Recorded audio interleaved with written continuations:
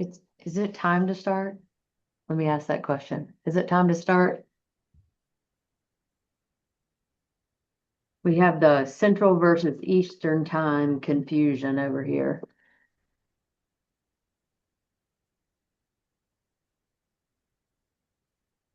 No, everybody's got a break until Okay. 3 Central, so 4 Eastern. Okay, that's what I thought. I Yes, did and I put run. the Google Doc in the chat for you. And Perfect. anybody can get on there and type on that. So, I'll make that announcement too at the start. and I will put the advocacy survey link in there as well. Wonderful. And then I'm going to bounce and make sure all the others are rolling. I think we're good on this side. Thank you for dropping in.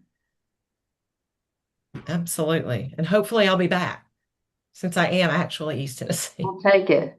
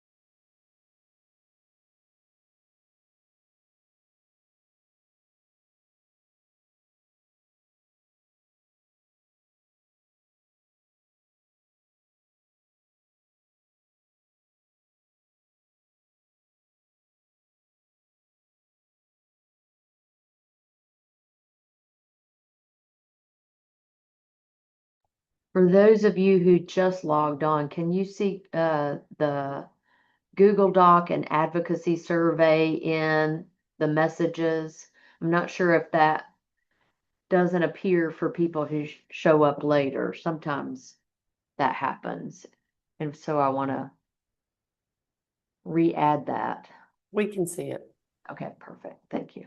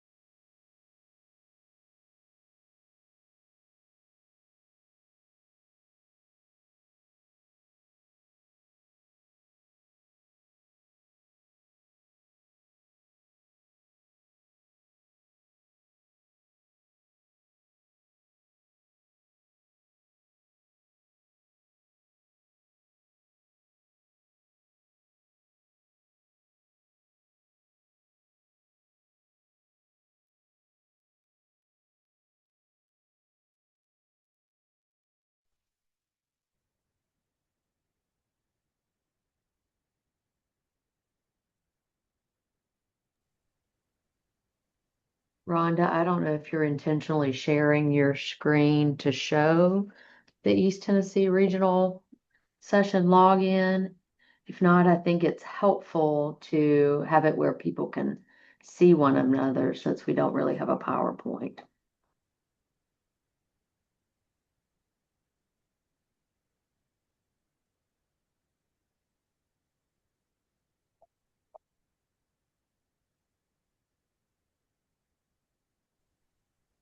I'm not sure she can hear me. I see Chris Brown sitting there, but assuming that Chris Brown is still Rhonda.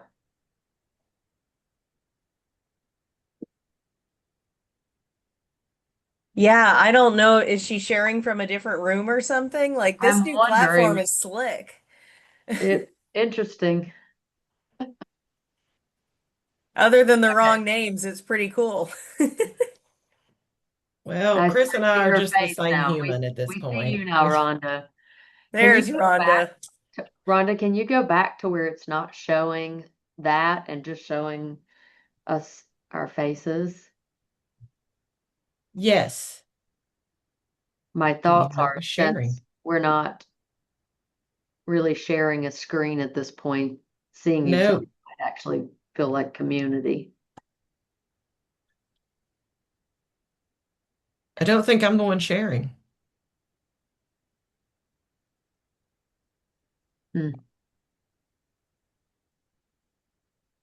Says see if I Chris start Brown, sharing. says Chris Brown screen. Now it says Tacti screen. So Okay. there's a Chris It's my Figment, Brown right? in this session and there's a Tacti. You're Tacti at the moment. This may be Chris. Yeah. It's not your Figment, Rhonda. It's like Listening to a Zoom, but it's pretty dumb. Yeah, So it's the East Tennessee I'm Regional session. just pretending I'm listening. Let's see, I'll just turn it off. Yeah. And whoever's not There you muted go. ought to mute. What's going on? Mary, you might want to mute. Thank you.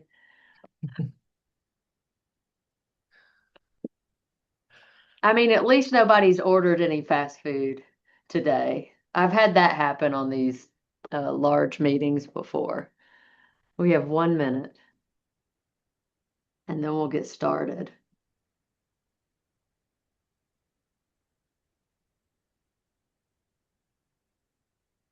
I guess my personal warning is I have both a child and a dog in my office with me.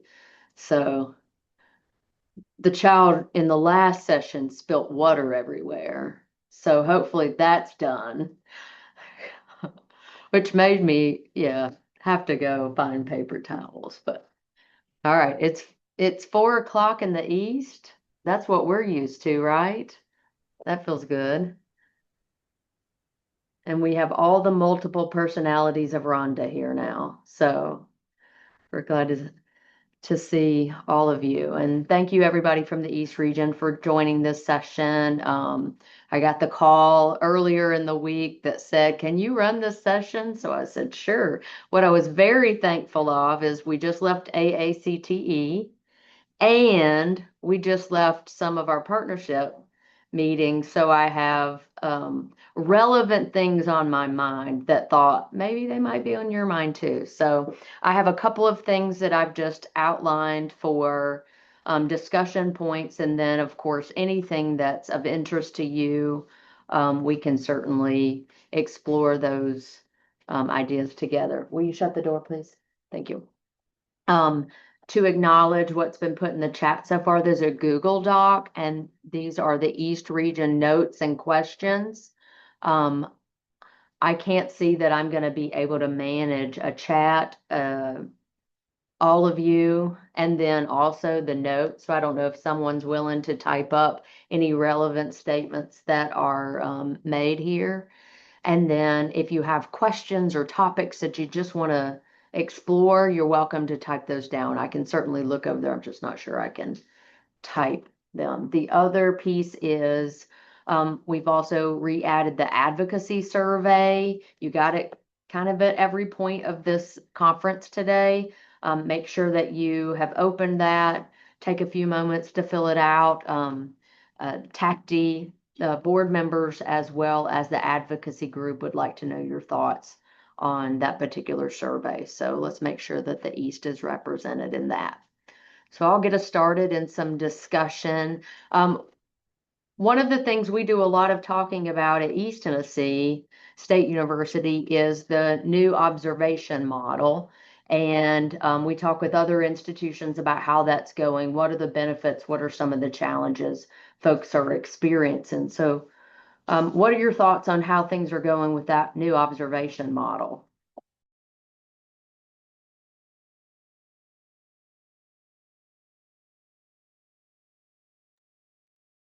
For us, it's pretty much the same as what we had been doing before. Like, I mean, the number of observations is the same as what we had been doing before.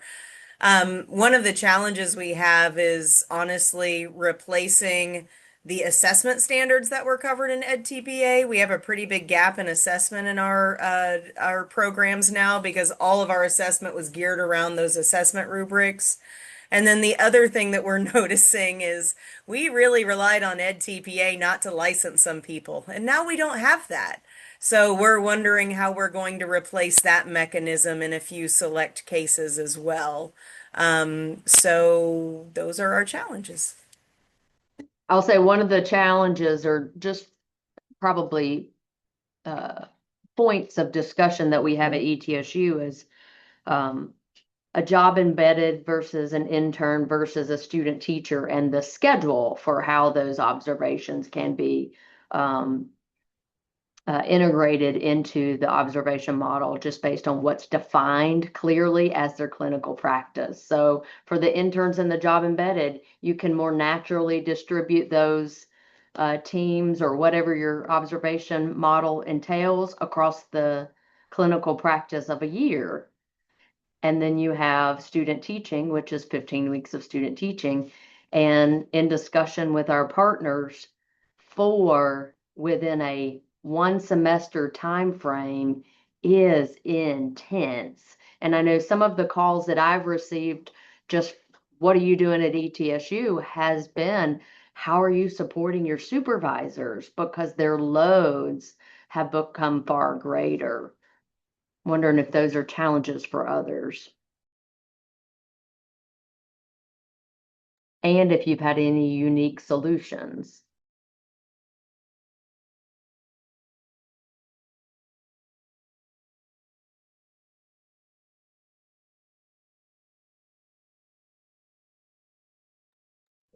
So we too have noticed that student teaching is impacted disproportionately. It was by EdTPA as well. I will say, you know, like doing all of that in 1 semester was never good in student teaching. We have also, on the supervisor load aspect, it's definitely changed the discussion on what the role of the supervisor is. So in true higher ed fashion, we have like a year-long task force that's looking at that. And so we don't really have a lot of answers right now, but there's a lot of discussion right now. I know one that probably our faculty would not like to hear out loud, but I've heard some institutions have moved towards faculty members also taking on 1 to 2 candidates to support that. Perhaps we don't have as many supervisors as we would like to have to be able to cover the observations within the clinical practice periods. I think at ETSU, one of the things that I'm thinking of, and we have a number of our programs approved for internship. Why aren't we just putting them through internship and not student teaching? So I think we're going to pilot coming up with doing more of that. I do note on some of the data that we can see statewide that ETSU looks like they do more student teachers than some of the institutions that have kind of flipped that to internship. And so we want to explore to see if that facilitates one, just meaningful feedback and opportunities for students in their clinical practice.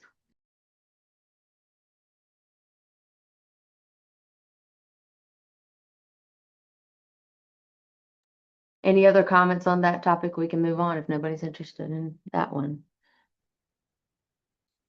Another topic that I outlined because it came up in our primary partnership meeting this week is that our partners from our LEA systems are concerned with lessening requirements with ed prep programs, such as efforts to get people certified more quickly. And we know that even one legislator proposed K-5 licensure at the associate's level. A number of institutions are talking 90-degree credit hour programs and working towards that. And so are you hearing some similar concerns, and how are you responding to concerns and or calls for getting people in teaching positions? So I'll jump in there because I have some real confusions around this, especially just on the heels of hearing Michael talk about what vacancy rates actually are. I'm having a really hard time connecting the dots between in November, we had someone say something like this, like we should do associate's degrees that lead to teacher licensure. And then all of a sudden, we all start jumping to make 90 credit hour programs, which is not what they asked for, but for some reason, that's the jump we made. But why are we doing this when there's not even I'm having a hard time understanding how we've connected the dots and how quickly we've just said, yes, we're going to explore this. Because I will say that, we have heard the same thing from our partners, like, wait a minute, what are you doing now? And as a proud community college graduate, I promise you, I could not have been a teacher after that 2 years. Like, it's just not. Some of the concern that our partners raised were, I mean, just brain development. And at what point are you really ready to become a teacher is a big concern as well. So having the time to mature, and we see that with even our 4-year candidates. Willow, my child is banging, my apologies. And so we want to make sure that not only do they have the knowledge and skills, but we talk so much about disposition. And have you had time to develop the professional dispositions required to be a quality educator? I also wonder, and I haven't looked at that vacancy data a lot, but my wonder is, are there some districts that just really have a hard time recruiting teachers?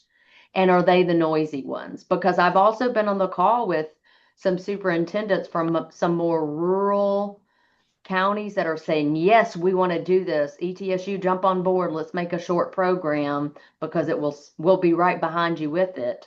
And so I'm not sure it's the state as a whole. I think there's some buckets of people who are probably pretty noisy saying we don't have enough educators. I feel like this is just a national narrative, to be honest. It doesn't, you see this all over the country. And I get it, like COVID was a thing, but when you hear that there are districts that are requiring their subs to have teacher licenses and they can, it seems like the rhetoric in Nashville about we need to open pathways, feels like it is honestly, another attack on public education. It's just my 2 cents. Thank you, Timon. Other thoughts, concerns, rumblings in your area?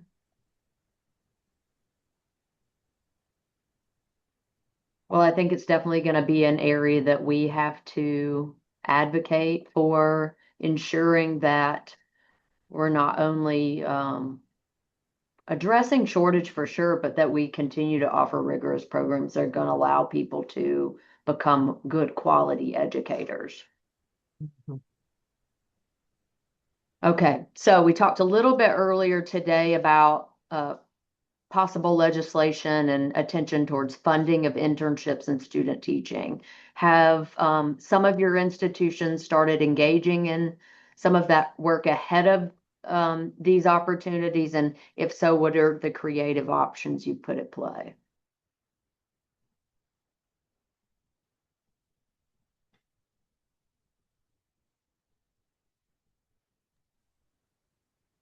Are you asking for creative options for paid clinical practice? Yes, yes. Okay. So we have obviously job embedded like everyone does. That's a paid clinical practice. We do allow our interns and student teachers to serve as substitutes. And we have multiple different, so we do have registered teacher apprenticeship, which is of course a paid option. We used to have AmeriCorps programs until those went away. And then also we have like an intermediary between like it's not registered apprenticeship and it's not job embedded, but it's just when it's intense partnership. It requires a lot of work, but it's where our interns are hired as TAs. And they complete their internship as a TA in schools. And that's honestly, a really strong program. So it's none of the paperwork of registered apprenticeship, all of the partnership requirements of registered apprenticeship, but folks get a job and can afford it a little bit better. Yeah, we do much of what you just mentioned, Amelia, and then we've also had, which is a little bit outside of the scope of this particular question, but we have enhanced internship options where they're actually putting in more hours than the average student teacher, and therefore school districts are paying a stipend to those individuals to come in. But when you look at the math, those districts are getting additional adults that are pretty continuous in their schools. So that's a added benefit for students have P12 students having access to more adults in the classroom. And then they can also use them as subs, but it pretty much washes out with the amount of money that a district might use for a tutor or substitutes in this particular case, because they're getting additional hours than just your average student teaching experience. This year, we also had a clinical practice permit student who became teacher of record. Wouldn't recommend that, but for very, very, very few people, and she was one of them. She was excellent. It worked out great. No problems whatsoever. They do have to finish their coursework before, or they can have one class when they sign on to this. It has to be a top-notch, mature student. She was wonderful, and I just told her, you set the bar high for everyone, but she did finish, and she graduated in December and has her full practitioner license now. She clinical practice permit. Donna, I agree. We were very hesitant to approve our candidates for that because it was so difficult. And my team is probably going to throw me out here because we have not discussed this, but I wonder if this will be different now without EdTPA, because EdTPA was one of the barriers, it was a variable that made it much more difficult for candidates to be successful if they went the clinical practice permit route. The EdTPA was a huge, huge, huge imposition to do while you're teacher of record. I think she used her fall break, Thanksgiving type of thing. And I said, well, you don't have to finish. I mean, you can keep on working on it over your time off. But she got it done. What I think happens, though, is that they have to have the management piece. They have to be able to manage the class. She came from an EA position in SPED, and she could manage the students perfectly. I was amazed. I was her supervisor because I was wanting to see how it worked, honestly. And it was her management skills were on par. That would be the piece that they need, and a work ethic, those two things. If they couldn't manage, it would fall apart quickly. It also really depends on their school and the culture of that school and what supports they have. You all know, because most everybody here has taught in public schools, and you all know that your team makes a difference because you'll work with teams that work well together and you have people who support each other. So that kind of makes a difference too, I think. Mm-hmm. You have to take into account all of the factors. The principal was especially supportive of the student teacher, and her colleagues were especially supportive. It was so seamless. I didn't think to mention that as an aspect. So you're absolutely right. I think there are a couple of things that come to mind for me with the clinical practice permit, so I appreciate you mentioning that pathway, Donna. One, we're putting job embedded students who pass a test into a classroom before they've even had some instruction on how to become a teacher. So I almost feel like our undergrads who have had instruction with us are oftentimes more prepared than a biologist who's jumping into the biology classroom to teach. So that's one thing. The other piece that I think is a bit of a barrier is that the timeline for recommending someone for becoming eligible for that clinical practice permit, if my student has been in the classroom with those students for a while and there's a delay, why couldn't it outside of the whole semester allow that student to be in that particular position? I think quality purposes, that person's already invested in the learning of their P12 learners. And I know time-wise, staff-wise, that's probably really difficult. I'm in the licensure office for licensing those individuals, but oftentimes those candidates are just more prepared at that point. And certainly better than a long-term sub who's not a educator or trained educator. Was there anyone else in the certification officer or the licensure job like this morning? Because Jesse Gold mentioned something about the clinical practice permit, and then there's a bill that we need to watch for because it's going to be a shorter time period, so it won't have to be the whole semester. I don't have all the information in front of me, but might want to note that we need to watch for that because she wouldn't have mentioned it if it wasn't going to get approved. That sounds great. That sounds really good. I think we also learned the dangers of opening our mouth last year with job embedded. So Hey Cindy, on this thought, has anyone ever experienced a flip to this clinical practice permit, where you've had a principal basically decide against keeping someone long term simply because they're struggling? I have, and it's a combination of yes, EdTPA, big stressor. I think that can be a very difficult barrier. I think you're right, Kim, too. Maturity is a big piece to this. But three, that's been a concern for me is I've had a principal, I had two candidates there, and she chose to basically just not even move forward with one the next year because they were simply struggling in a first year of semester of teaching. And it's a mid-year hire too, so that, you think about coming into a class mid-year is even harder. I was curious, did anyone else have that experience?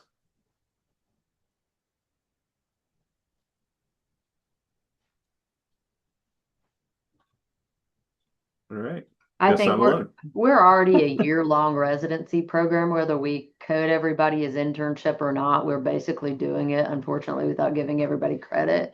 So our students have been in that classroom so long that we're not going to choose them unless they look really savvy in that classroom to move forward with something like a clinical practice permit. Yeah, right Maybe now it's it's been different. kind of it's been more so with us too. I don't really start students on it, even if they've been in the residency placement for 35 days.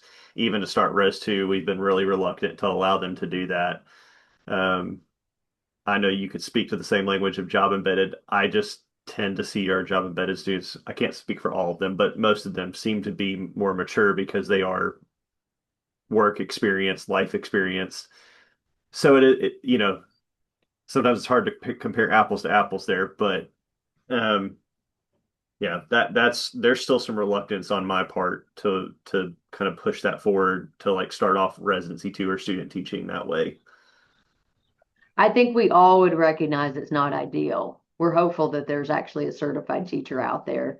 So I do think that we have become an answer for districts. And so they immediately look to us before even looking to see is there a certified teacher out there that could assume the classroom. We got a call the other day, and in conversations and problem solving with my team, I said, I know if somebody's a certified teacher, why don't we actually call that person to see if they'd be interested instead of immediately putting our student into a less than ideal option for sure. All right, so I'm going to switch topics on us. AI usage. creative ways you're using it, cautions or for faculty or students. I think it was Michael who recently asked this question on a licensure call, and people are using AI in some really interesting ways. So I wanted to pose it here.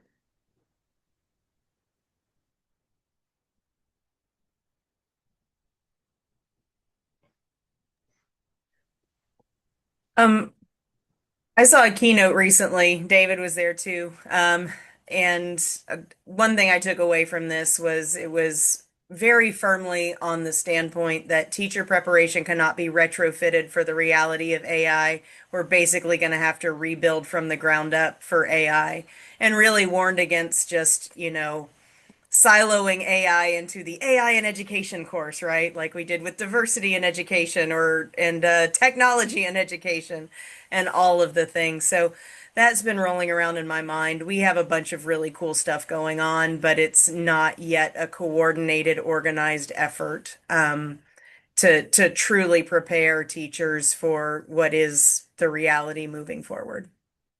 I'll echo that and, think about it in a couple of buckets. One on the operational side, all the stuff behind the curtain. And then really how's AI, which I've been hearing some great stuff. I mean, I know we've adapted a little bit looking at our big data and all that to do all the things. And gosh, I think a whole session on that would be wonderful to hear. But really then what's the teaching and learning, aspect? How is it really improving student outcomes, which more and more I learn, it starts very getting content or subject area specific. And, and really, how does it empower the teacher, to do their job? I don't think that relationship will ever, hopefully, at least those are conversations we've had with our school partners. But then I thought one of our school partners made one of the most profound things, in many regards, students just simply know, or teachers just simply know, when can you use AI and when can you not? I mean, in terms of all the literacy and things like that. And I do think this could be an area that TACD really, flushes out and be a part of the conversation.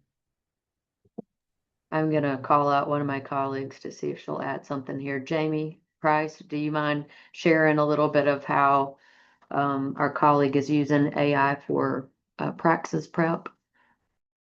Sure. I haven't seen it in action fully, so I can't speak to that point, but we have noticed a need in preparing our students, particularly our elementary, SPED, and early childhood with the passing the teaching reading exam. And so we have a colleague who is using AI to develop kind of a customized plan for them to study. She's kind of getting them started with particular prompts, and then it customizes to where their needs are based on score reports to help prepare them for taking the teaching reading exam in about a month. And so we're hopeful that this is going to be a good approach for us to maybe use this as a pilot, but then extend it to some other tests to help support our candidates as a means for some guided study efforts.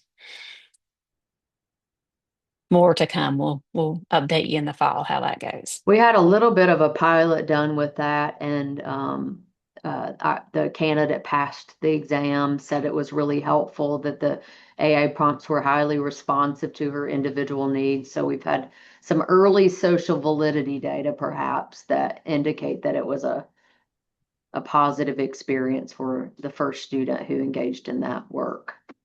What would you put in to support it? Would you put in the list of the content from the Praxis teaching reading test to start and ask it to make questions? Is that how you approach that, Jamie?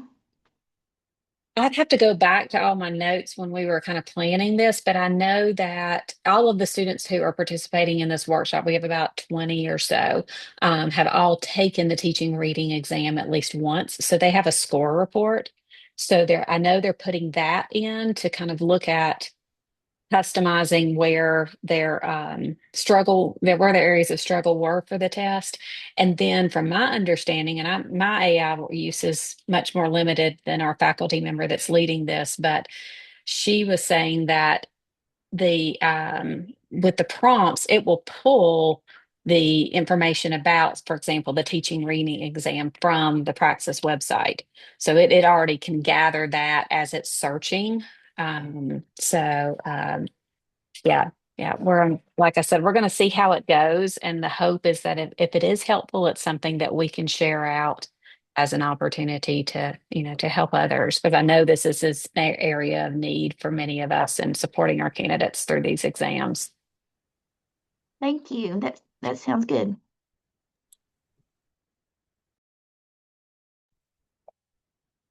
I have one more topic, and then if others have ideas of things to discuss. I'm sure that looking at several of the faces on this call, I'm sure that some of you have already figured this out, and I'll admit I haven't had time to. Um, what's the real difference, given that they primarily use the same data sets with the current annual report and the report card? Because we're getting different scores. There you go. That's who wanted to raise their hand. Go ahead, Amelia. Okay. I'm glad you brought this up because I wanted to bring some of this up as well. So annual report, best I can figure out. Annual reports at this point in time are a year behind the EPP report card. So there are 2 years that overlap, but there is an older year on annual reports and the most current year on the EPP report card. This year, when both of those things came out, they did not align with what my projections were. And I do projections every year because I like numbers and spreadsheets. So I reached out to both entities about that. Erica got back to me very quickly from state board side of things and said that they had found a whole other group of our program completers that were not included in the whole verification process that we do every year, but that were included in our annual report or in our EPP report card. And that's why my numbers were off. And she sent me the list. And she said, like, I ran it both ways with them and without them, and it wouldn't have changed your score. I still haven't quite figured out why they were not included in that whole annual reporting that we do that we have to upload to 10 Atlas, because that's what all of this is supposed to be based on. But I am still investigating that since that was, a pretty recent development. But I'm guessing if they found a whole other group of folks that applied to us, they probably found a whole other group of folks that applied to everyone else as well, because their metric of pulling out of 10 Compass was wrong. So I'm just throwing that out there. On the annual report side of things, I can't make their numbers match what I put in 10 Compass. And so I've requested the full data set, and they're aware, like I've been communicating with TDOE about it. I've told them, like, look, if you take the information, like GPA, for example, that's all self-reported by us. So it should be what we reported in 10 Compass, just averaged, and then reported back to us in annual reports. And it's not. So I can't figure out that on our end. So I'm just being very transparent with all of you guys about my current understanding of those things. But another common thing is that if you're comparing to your EVOS reports, they will not align with either annual reports or 10 Compass, because in EVOS you get everyone that ever graduated your program, but annual reports and EPP report card only use they use the 3-year cohort, 2 different 3-year cohorts, not the same 3-year cohorts for both, but 2 of the years overlap for those 2 reports, but they're both just 3-year cohorts. Amelia, Does do you know how the Title II reporting ties into this?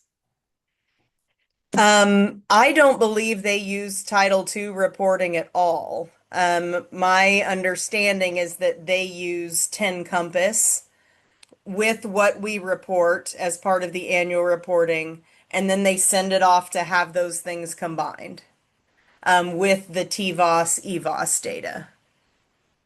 But Title II is all our self-reporting as well. combined with ETS and now NES. And Title II actually defines completers differently than 10 Compass. We're actually not allowed to define someone as a completer in Title II based on if they've met licensure requirements. So those two are never going to align. And this is a super fun part that David and I always try to explain. There's a million different ways to count completers. Tell me what story do you want to tell, and we'll tell you what the completers are. But yeah, Title II specifically says you're not supposed to use licensure requirements in a determination if someone's a completer or not. So, does anyone else on here have the discrepancy in their test scores that we had that I mentioned to Erica in the last session?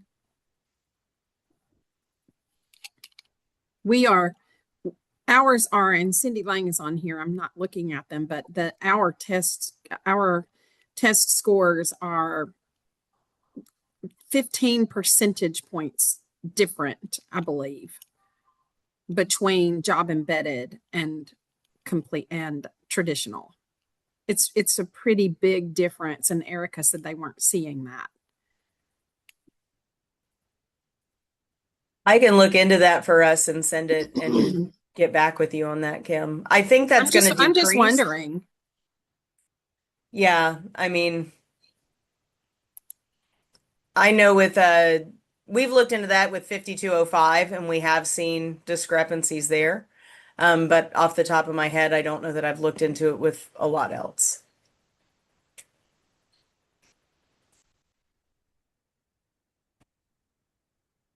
I appreciate that they have broken down that data into traditional and job embedded, but I'm curious why.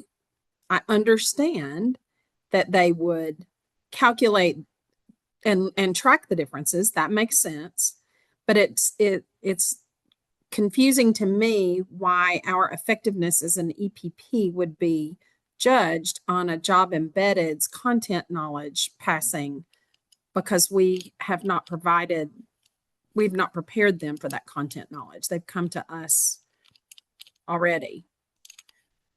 So. And it could potentially be a barrier if EPPs decide, oh, well, sorry, you didn't pass your practice within the first, number of tries that we require, and so we're not going to admit you. I don't know if it would help to present it in that format. We're always looking to minimize barriers, and to me, that could potentially be something that if we were to take this seriously and really care about the fact that we didn't do well in that category on the report card. And right now we don't. That's what we're having to say is we're not going to allow that to change what we do with our job embedded, because we believe in our program and we believe in the ability to mentor them, and the fact that it took them 3+ times to pass a praxis doesn't matter. But That's something I would really like to see some advocacy around, because that's how I feel about it too. Just because it took you 3 times to pass the test doesn't mean you're not going to be a good teacher. If anything, it might mean you're going to be a better teacher because you understand what it's like to have to struggle with testing. amen. I mentioned that in the comments in an earlier session, and Erica said she'd look at it, but I think that if she keeps hearing that message from us, from lots of us over and over again, maybe we'll actually get some action on that. In particular, other small EPPs, that rule disproportionately impacts us, because the rule's 90% of the cohort has to pass within 2 tries. Well, if you've only got 10 people in your graduating cohort, you can't have anybody without falling below the benchmark. So really, you guys, this is something we really have to hammer home, because it's either we take a very public, does not meet expectations, or we don't admit people, or we advise people out of the program. And those seem like silly options. So I think they do have a very functional issue that they're running out of things to measure us with, right? Like, so that we can't do diversity anymore. That was a scored metric. We can't do Ed TPA anymore. That was a scored metric. Um, so I think that I agree with everything we're saying, and I'm worried that the response is going to be, we're just gonna up TVOS. As you know, I mean, we've been in, Kim, I think you and I were in some of those meetings where it was like, I don't know why we're talking about any of this. It should just be 100% their TVOS scores. So there's the flip side of that, just saying, but maybe if I don't know why satisfaction isn't a graded metric yet. Like maybe we could say, hey, you guys want to grade satisfaction? Something like that. Well, and We there got to might offer be them something to grade. Sure. Well, I totally agree with that. As a data person who's currently searching for things to measure my EPP by, I'm there. Thanks, leaving at TPA. But, I think there might be room for just revising the way the metric is measured, right? Because like instead of saying 90% of a 3-year rolling cohort, that's really different from saying 90 out of every 100 graduates. That's actually a totally different way to measure, right? So there's a way, I think there's just a way to revisit the mathematics of the actual measurement that might not cause us to have to maneuver in these weird ways in our smaller programs. I don't know, but I think we just need to keep this conversation going. Well, I kind of appreciate what you're saying, Amelia, that they're running out of things to measure us on, but they have to do it because it's a legislative requirement. So they have to figure out how to assess us because it's required. I just looked back at that metric that I was telling you all was about 15 percentage points difference. Ours is 18.6 percentage point difference. So when you consider the state average passing rate on content assessment, we surpass the state passing rate by plenty. But when you put in our job embedded, we do not meet the state passing rate. And that was the only section of the report card where we did not meet expectations. Now, I will say this is like having if you all remember, I've been in sessions, Amelia, you've been in these with me where we've had conversations with folks around the state that say, well, I'm just resolved. It is what it is. Matt Cheek at Nashville residency, he knows that there are some metrics he's not going to meet just because of the nature of his program. Vanderbilt is never going to meet the employment standard because people don't come to Vanderbilt to become a teacher. They're an R1 institute that brings people from around. They come here and then they leave. And so, our mission is to help our schools get teachers. We're in a rural area. It's a high need area. And it is what it is. If this is something that's going to cause us to just not meet expectations, we're just going to have to be resolved that we're not going to meet expectations because we're not going to tell principals, I'm sorry. I know that, Sally Jane has worked for you for 20 years and she's awesome and you love her, but it took her 4 times to pass and we just can't have her. We're not going to say that.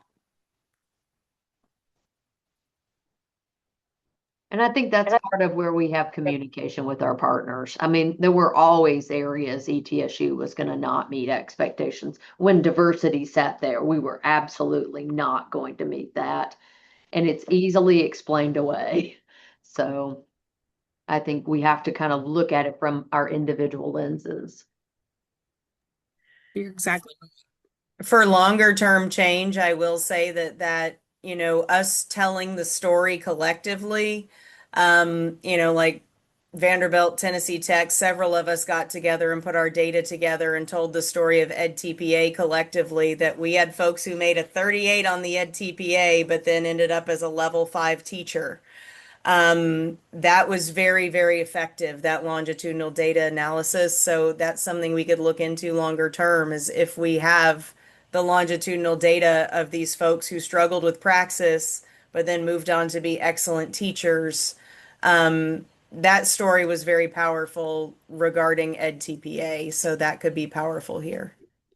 This is the second meeting I've jumped into that just makes me think about how do we tell our story better. I'll just call it advocacy, and why I threw the survey link in there is, I think we're ready or probably long overdue. to really have a working group of advocacy committee to put these things together. I know you all, like I know you all would throw your data in the hat, to help tell the story, and collectively our stories stronger together, and that's what I heard out of the THAC meeting.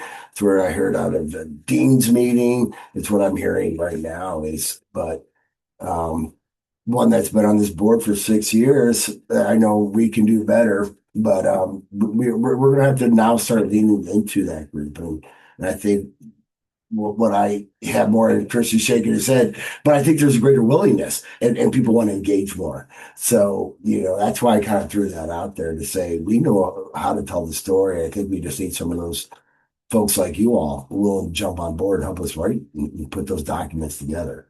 Um, if not, I feel like we're going to be having the same conversation. And we all got day jobs. We all had night jobs, and this is all voluntary experience. So, I'm asking for y'all to put that 25th hour in of the day to try to do this, maybe collectively, to tell the story. I don't know. And I'll speak from the treasurer's position here too. If we want Yeah. meetings and we want to meet up somewhere, we'll figure it out. I mean, we'll find the space and meet somewhere mid-year. Yeah. This is where Chris and I have talked about, like, when we did the survey work, we were able to kind of get people together. I mean, we recognize that sometimes you just need a day meeting to get the planning going, and then maybe we can do virtual stuff, but we're able to put people up in hotels if needed, or, maybe fall, although I would like not wait that long, to try to get something moving, at least some kind of working documents going, or what's our major number one story we want to get out, and even shaping Rhonda's role as a part of that as well. That was also done on the back end to get us to this point, to call on the members to, hey, let's get some good working groups together. Thanks for saving money, Chris. Well, this has been good discussion. We have about 15 more minutes. Are there other topics that are of interest to you all that you'd like to discuss with our East Tennessee partners? I like to bring one up, and I've looped in Amelia and Stacy kind of across as we were in this discussion, is employer satisfaction. Obviously, we're going through our CAPE review, and this is so it's fresh on my mind.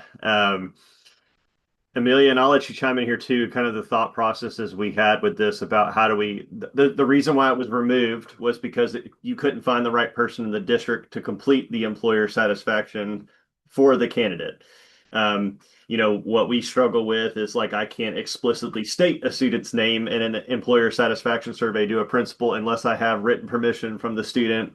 We're finding ways to figure that out in the long term, but in the short term, there's a couple of different thought processes that I had, and then Amelia filled in on the like a 3-year side of things. Because how can we leverage TN Compass as a part of this? And every year when they put in a year of experience, the district has to do that. So my first thought process was, okay, well, when the representative or whoever it is that puts in that year of experience, how possible is it to also stick the principal's name and email address with that year of experience? So one, it would give a contact. And then Amelia said the same thing. You could flip it from not putting the burden on an LEA, but what about the candidate themselves at advancement to professional license, to actually have them complete something within TN Compass as a field that says, yes, like, this is where I'm currently teaching. Here's my principal.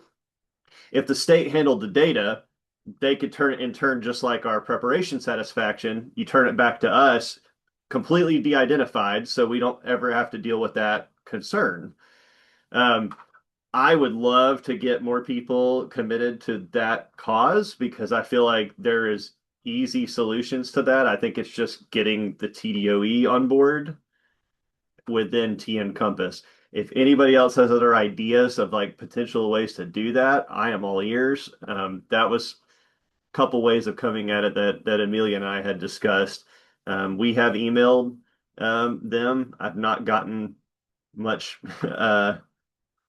much back yet with that. I know a lot's been going on with other avenues of things, but that is another piece of advocacy that I'd like to put on the table. So I will say that I've talked to Kate pretty extensively about this as well, and the idea that, we do have observation scores and we do have level of effectiveness scores. And aren't those just a measure of employee satisfaction? Like ultimately, isn't that a measure of employee satisfaction, their observation scores? And CAPE has said yes. Should it be the only thing you have? No. You should triangulate it like you triangulate everything. But yes, the observation scores that we do have through the EPP report card and, our annual reports, those are a measure of employer satisfaction. So that's one thing that we plan to leverage. Hopefully CAPE still feels the same way next year, right? But yes, right now our process for that is time consuming. It's focus groups because we really don't have a lot else. We're getting super good feedback. I will say that we're getting we're getting more feedback than we have time to act on, quite honestly. But we're getting good feedback that way. It's just very time consuming. And I realize not everyone has the resources for that. We don't really. We're just doing it anyway. We shifted from survey to focus groups, and I'll be honest, it's still little return on that. For who you get in front of you, you have rich conversations about candidates, but this is also just one more thing that's put on the shoulders of a principal or whoever's doing the hiring for the district, and that's a challenge. We get some data. I wish we could get more. We've also shifted to focus groups, and one of the things that I think has been helpful has been sending them questions ahead of time by email and allowing them to respond to them and sometimes they can't come. And so we collated those. I would say the response rate is still pretty low and the attendance is still pretty low, but that is one of the things that we have also done. Dave, where are we at with like the employer survey with Tara?